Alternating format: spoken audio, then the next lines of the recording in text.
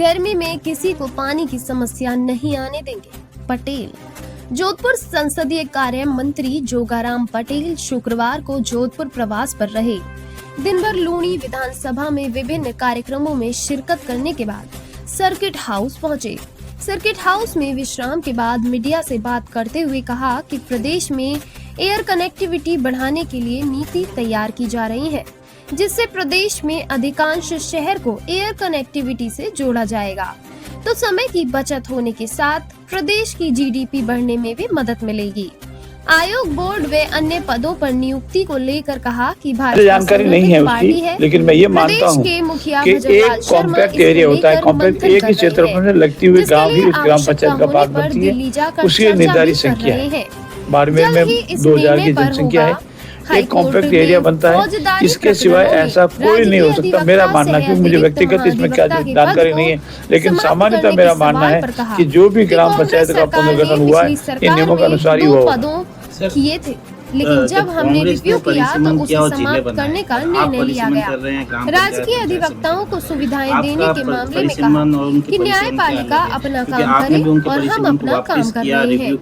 इसको लेकर उपराष्ट्रपति जगदीप धनखड़ भी कह चुके हैं।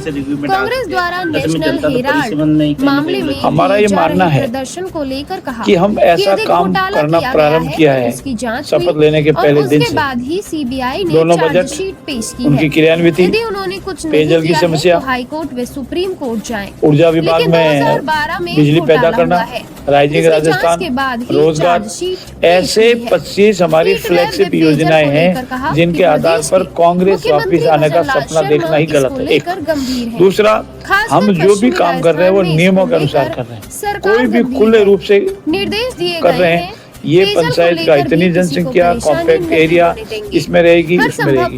कांग्रेस ने जो घोटाले किए, कांग्रेस ने जो पुनर्गठन में राजनीति की, अगर वो सही होते, उनके जिले सही किए हुए होते, तो जिन 17 जिलों में उन्होंने पुनर्गठन किया वो 17 के 17 एमएलए क्यों हारे? बालोतरा के हमारे माननीय विधायक अनेक साल नंगे पैर फिरे, बालोतरा जिला भी बन गया, फिर क्यों हार गए? इसलिए हमने जो काम किया है वो जनता के हित में किया है। उन्होंने वोट की फसल काटने के लिए किया है, इसलिए जनता ने उनको नकार दिया। धन्यवाद इस प्रश्न के लिए। मैं आपके मार्फत राजस्थान की आम आवाम को बताना चाहता हूं कि पूर्ववर्ती कांग्रेस सरकार ने राजनीतिक द्वेष भावना से वोटों की फसल काटने के लिए 250 की जनसंख्या की ग्राम पंचायतें बनाई हैं, और आप इसकी तहकीकात कर सकते हैं, 500 की, 700 की, 800 की। और वर्तमान भाजपा सरकार पूर्ण रूप से पारदर्शिता से नियमों के अनुसार पंचायत राज के ग्राम पंचायतों का, जिला परिषदों का, पंचायत समितियों का और शहरी निकायों का पुनर्गठन कर रही है, जिसमें जितना रिलेक्शन दिया है उतना रिलेक्शन मिल रहा है। पर चूंकि उन्होंने बहुत ही गलत किया था, एक ग्राम को 10 किलोमीटर से दूसरे गाँव में इसीलिए मिलाया था कि वो उनका वोट बैंक था, और उसी का परिणाम है कि पूरे पश्चिमी राजस्थान से कांग्रेस कंप्लीटली आउट हो गई।